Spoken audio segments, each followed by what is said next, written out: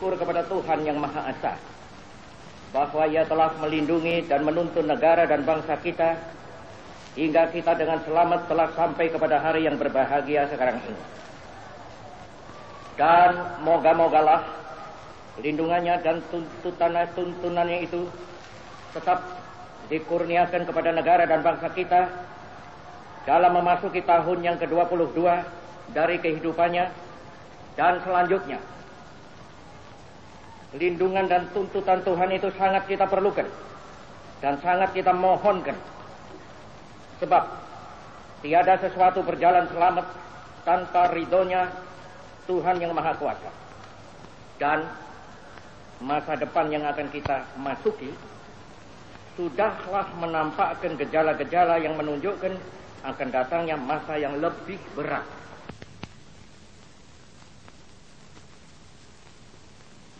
Surat perintah 11 Maret itu mula-mula dan memang sejurus waktu membuat mereka bertampik sorak-sore kesenangan. Dikiranya SP 11 Maret adalah satu penyerahan pemerintahan. Dikiranya SP 11 Maret itu satu transfer of sovereignty, of authority. Padahal tidak. SP 11 Maret adalah satu perintah pengamanan. Perintah pengamanan jalannya pemerintahan. Pengamanan jalannya ini pemerintahan. Demikian kataku pada waktu melantik kabinet. Kecuali itu, juga perintah pengamanan keselamatan pribadi presiden. Perintah pengamanan wibawa presiden. Perintah pengamanan ajaran presiden. Perintah pengamanan beberapa hal. Dan Jenderal Soeharto telah mengerjakan perintah itu dengan baik. Dan saya mengucap terima kasih kepada Jenderal Soeharto akan hal ini.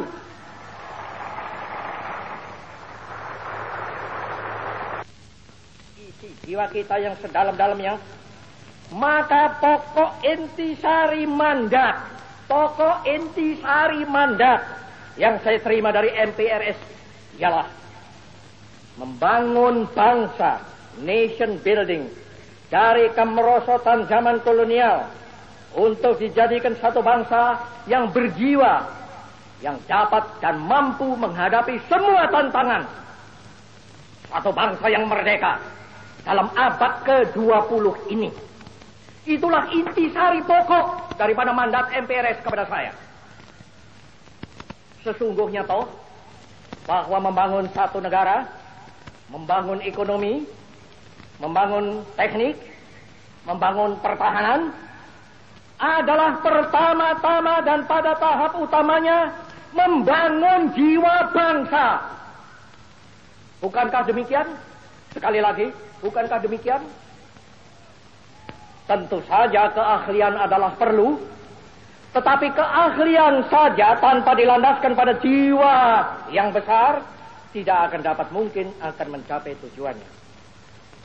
Inilah perlunya, sekali lagi mutlak perlunya nation and character building.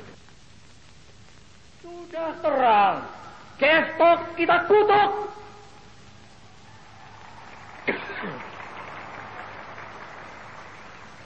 Dan saya mengkutuk pula.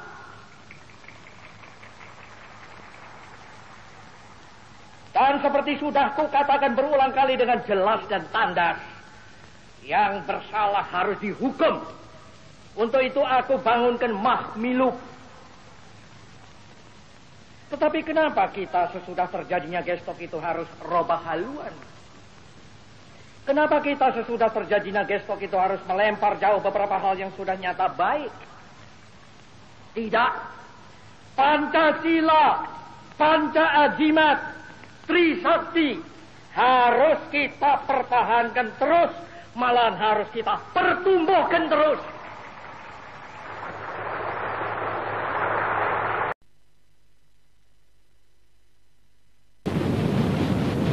Saya masih belum sehat, betul. Pidato yang saya siapkan adalah agak panjang. Tetapi berhubung dengan belum sehat saya akan bacakan dengan tenang-tenang alon-alon asal kelakon. Saya minta saudara-saudara sekalian dengarkan dengan seksama. Saudara-saudara sekalian, sebagaimana biasa, maka pada tiap-tiap hari 17 Agustus saya berdiri di hadapan saudara-saudara sekalian. Ini kali di Stadion Utama Gelora Bung Karno. Sedang dahulu selalu di muka Istana Merdeka. Tetapi sekarang ini, seperti sekarang ini, pada hari ini, di Stadion Utama ini, saya berbicara langsung kepada rakyat seluruh Indonesia.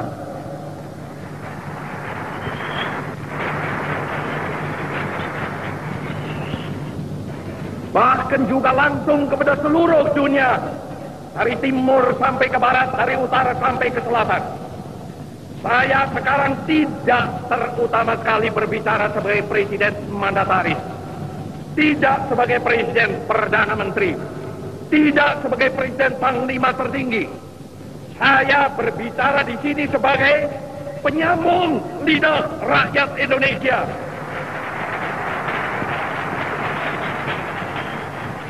Saya berbicara di sini sebagai presiden pemimpin besar revolusi Indonesia.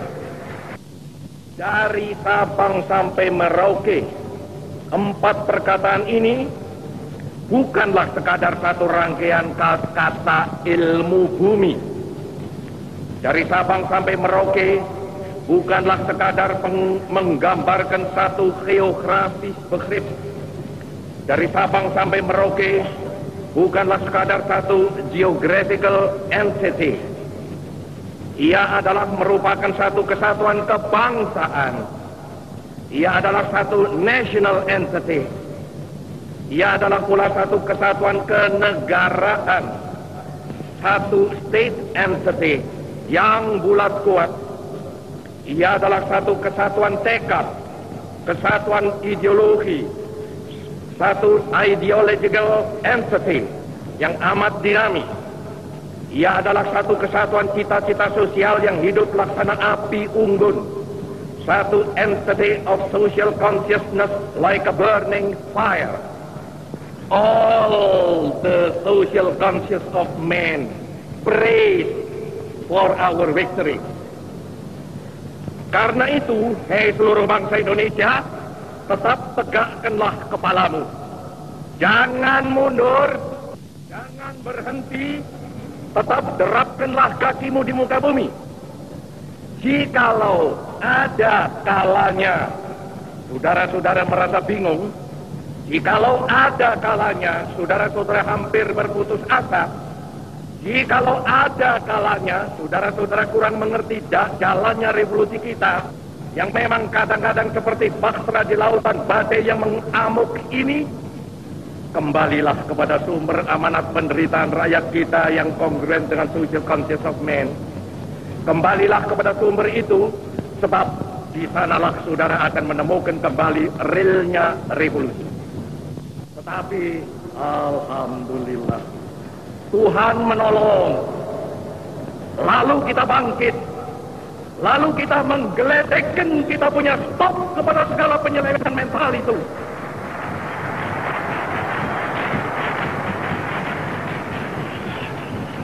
Lalu kita suruh buang jauh-jauh segala alam pikiran liberalisme.